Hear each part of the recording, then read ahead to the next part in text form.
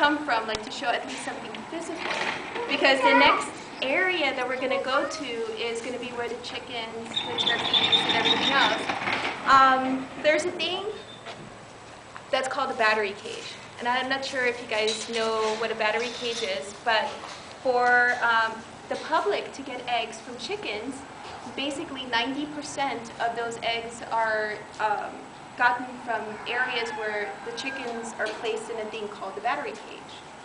Now this cage is made to hold, it should just hold one chicken. And honestly, to tell you the truth, it should not hold any chickens.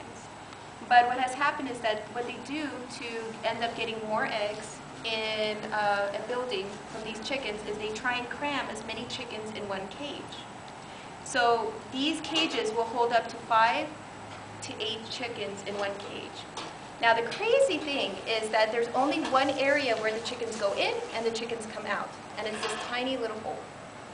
So you can only imagine that the chickens are not handled with soft hands. Usually they're snatched or thrown, or they're really mishandled, which is really horrific. This is how they spend their whole life. They never get a vacation. They never get out of here to have like 15-minute breaks, lunch breaks, or anything. This is where they spend their whole life producing eggs for the public, and this is where they'll die, pretty much. So this is our nightmare, this is their nightmare, and this is where 90% of eggs that are like at Ralph's, Vons, and everything else, this is where they're getting it from chickens that are being put through this horrific experience, which is really sad. So right now there is prop number 2, and you're going to the thing for that. There's a proposition, it's called proposition number 2, that's going to be put on the ballots, that it's going to educate the people so that we can ban this. No longer will this be one way to have chickens in, and also it's going to try and ban wheel crates and also gestation crates.